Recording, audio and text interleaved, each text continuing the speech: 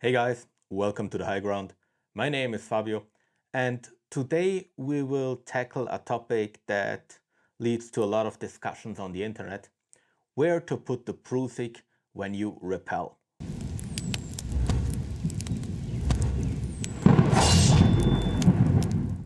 Now, maybe for those of you who don't know, I made a tutorial about rappelling. It includes an introduction on how you do that stuff and then a few suggestions on systems, how to set them up for single rope rappel, how to set up a double rope rappel, etc. So if you're not sure about some of the things we're discussing here, you might want to check out that video. I'll have a link in the description below. That video got quite some commentaries, and a few of them were like, hey, you should never ever put the Prusik in your leg loop. There were not many arguments why this is the case. I have to assume that people don't know why they think what they think. That's not uncommon in today's world. But there were a few arguments that I thought were worth looking into, and this is the purpose of today's video.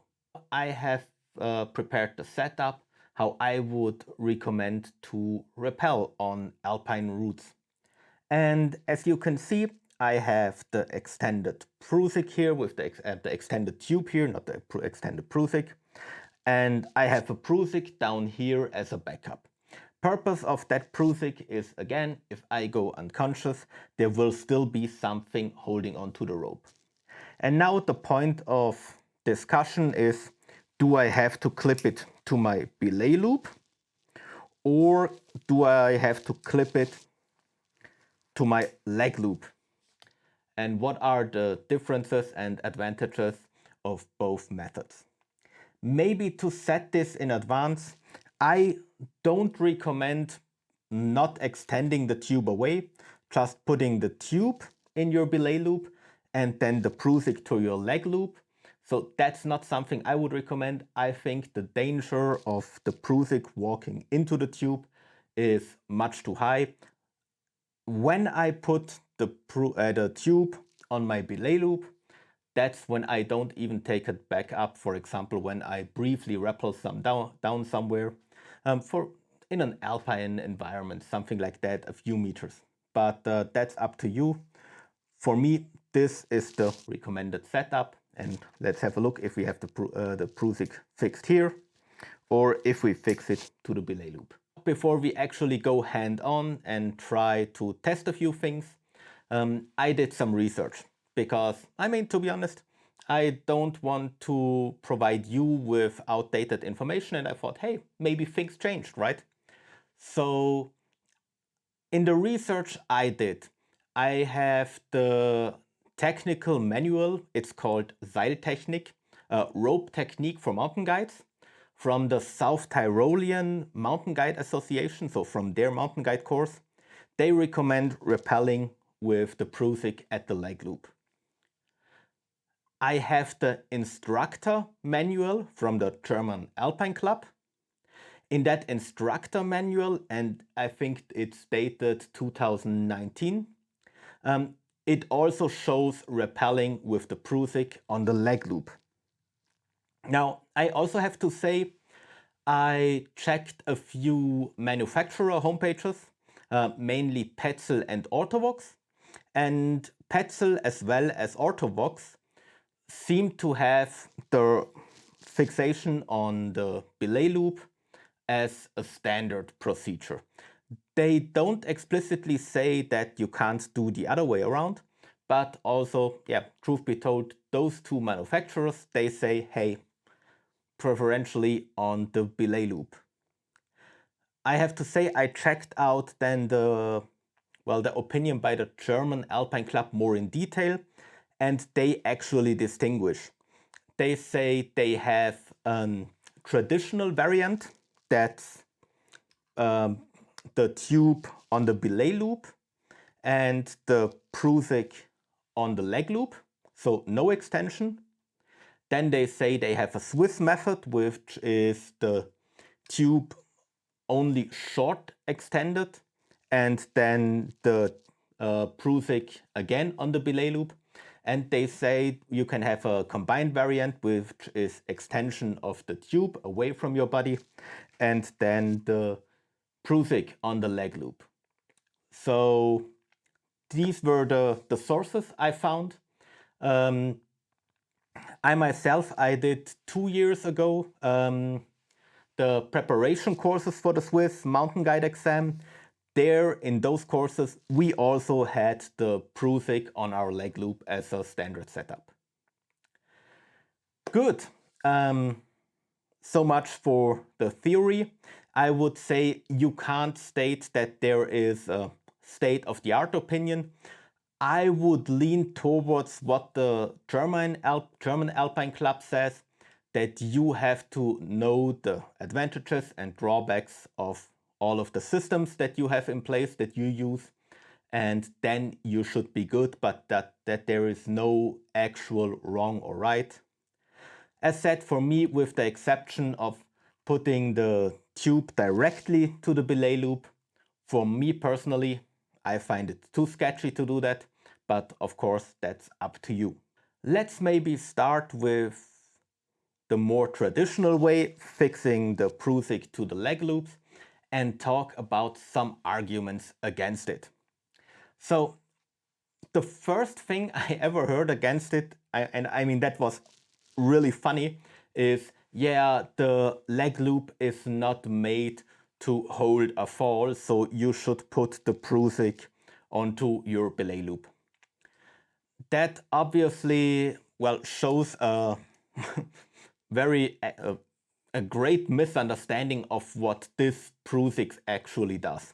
This Prusik does not hold my body weight when I use it as a backup. What this Prusik does is it replaces the force I apply with my hand. The thing that holds my body weight is still the tube and the sling, right? So my actual body weight is still on the belay loop. It is not on my leg loop. So this is the first argument, and I think we can clearly say, well, that is a BS argument. You didn't understand the system. The next argument I saw was, well, if you raise your leg, then you get the Prusik closer to the tube. I mean, if I raise my leg and I have the Prusik fixed to the belay loop, nothing happens. If I raise my leg here, of course the tube might wander up. But I can't imagine how far I would have to lift my leg for the Prusik actually to wander up. I don't think that this is a thing. Another argument I heard is the following, and that's actually a smart one. So if you hang in the rappelling setup and you go unconscious, there might happen a few things. The first thing is, if you're unconscious for long enough, the Prusik might take over the load, and the rappelling device is known, if you hang at it for a long time, to slide down. So basically the rappelling device would slide down. I don't think that the Prusik would actually go in there, but you would then only hang off your leg loop. And the person who said that, I mean, he or she has a point there. The thing is only for the tube to slide down, right? A significant amount of time has to pass. I mean, it's not like you hang in here unconscious and this thing falls down and you're only hanging off your leg loop. That's not a thing. And when we had the preparation course for the mountain guide exam, we were told, hey, if you hang in the rope or in your harness for more than 20 minutes, you already have a big issue with suspension trauma because the blood flow gets impeded and there is a real risk of dying just from hanging unconsciously in your harness. I would say, and from my experience, I mean, I was hanging a lot on this stuff and waiting.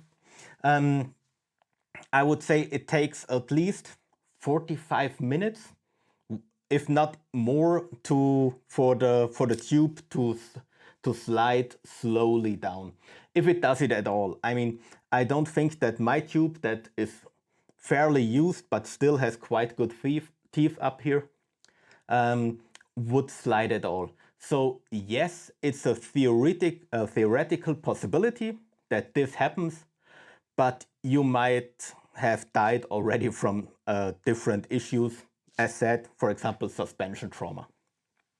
Now, okay, we keep that in mind as a minus. The other thing is, and I found that a very interesting argument, you have a backpack, you might go unconscious because you're hit by a rock, your backpack will actually drag you down, you will go inverted, your legs are going all the way up, so you really flip around 180 degrees, and then the Prusik is again too close to the tube. And let me briefly change my setup because I will not invert myself, and we will just try that out because I found that one an interesting thing. And yeah, let's have a look at it. Let's give this a try. Now, the relevant threshold for us is, of course, the upper end of the carabiner, because the tube is obviously dangling a little bit and it would be like this in case it is loaded. Now, let's see if we can get the Prusik down to the carabiner, shall we? And I'm pulling as hard as I can. I have it attached to my leg loop. The leg loop is fully open. I'm willing to put that down as far as I can, but there is just no way that it will reach the threshold of the carabiner. So that's just not a thing. Okay. I think also this issue with the setup on the leg loop, we can consider it as debunked. Okay, back to my previous position, and I think we also debunked this argument. There is no way, as we have seen, that my Prusik touches my tube even when I would go fully inverted.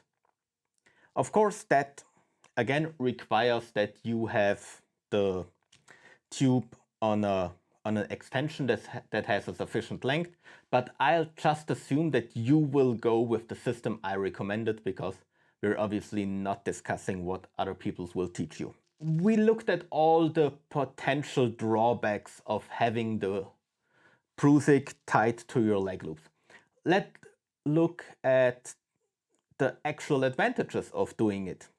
What I often encounter is that I rappel down, and maybe I'm the first person. The rope got stuck somewhere. I have to basically let go of the rope. I can of course do a backup knot if I want to, but I let go of the rope, the Prusik holds me, and I'm working with the rope. I'm untangling it, I'm throwing it down, just normal stuff. What I always appreciated in that situation, because there it is actually possible that I unweight the rope because I'm walking around, I weight it again, and then I will still be somehow suspended, right? But the issue is that a lot of weight can be transferred to the Prusik. If now want to start rappelling again, I have to somehow unweight the Prusik. And with the Prusik on my leg loop, that's quite easy. I just raise my leg and I have my full weight again on my tube. If I have the Prusik fixed to my belay loop, there is no way for me, except of trying to push it down, to unweight the Prusik. That might not sound like a big thing, but remember, you have to, I mean, let's say the Prusik is here, right?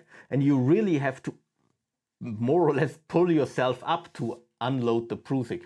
I mean, that's a hard thing, and I really like that I just can lift my leg and then I have unweighted my Prusik and all the weight again on my tube.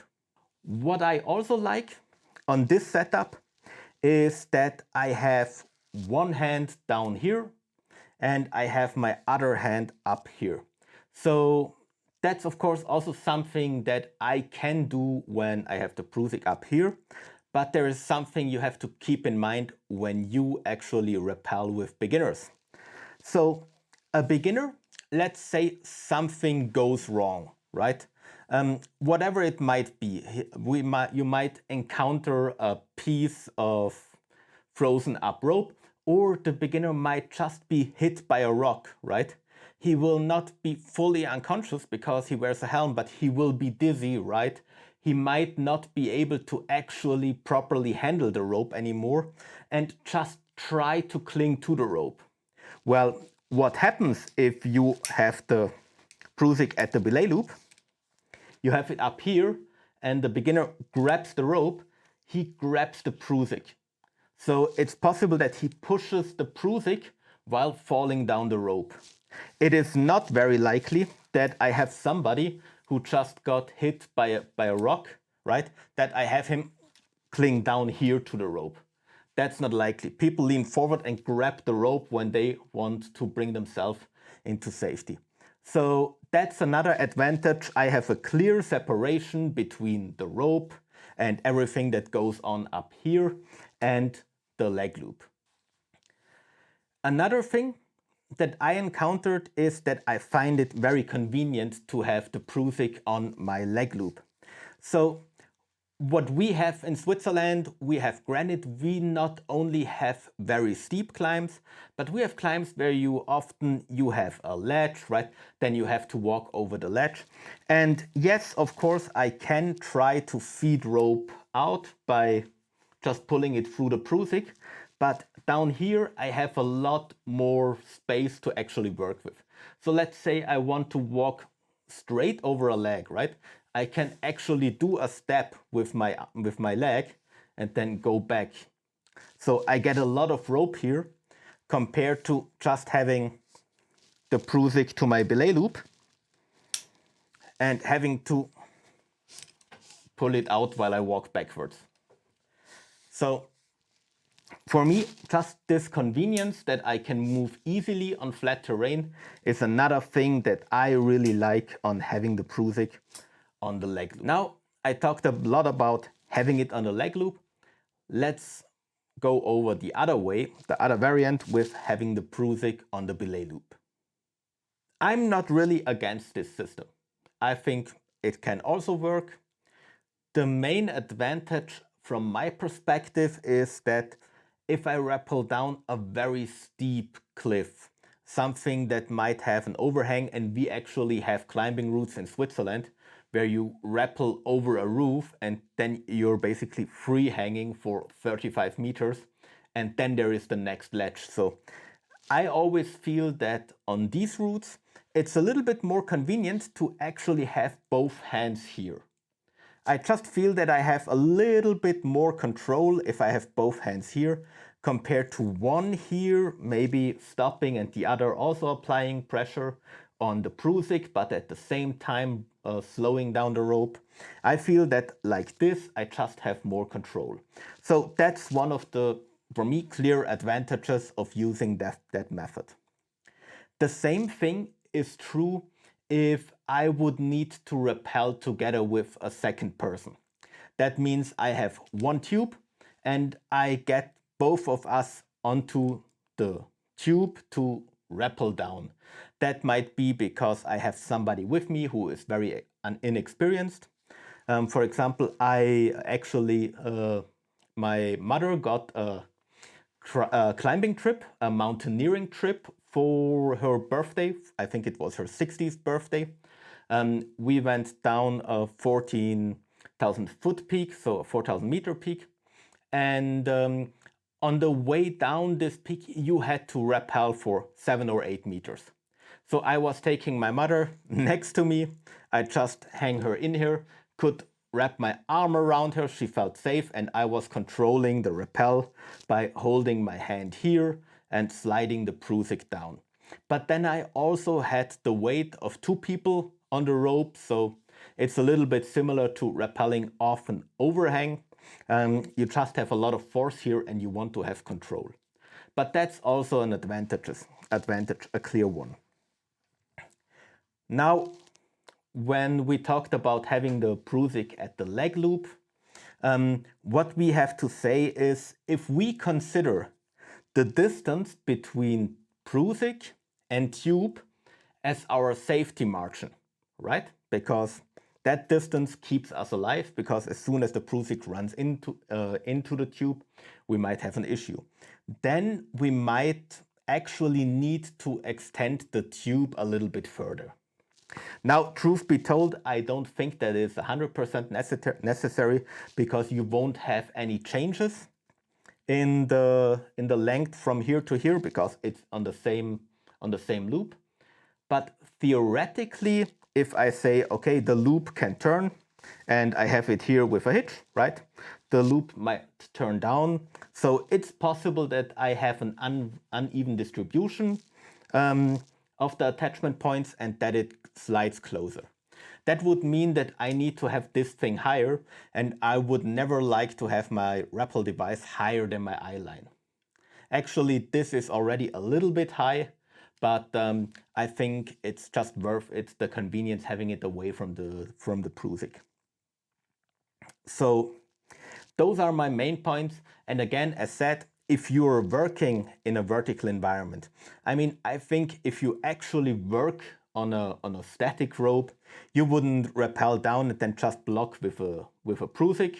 That's not what you generally do. You have different means of doing that. But still, if you would need to do something because an emergency happens, or something that you just didn't expect happens, and you're in here for quite a time, it might be hard to later unweigh the Prusik to put it back down. So let's say there is a lot of weight here, then I really have to pull myself up to get this down.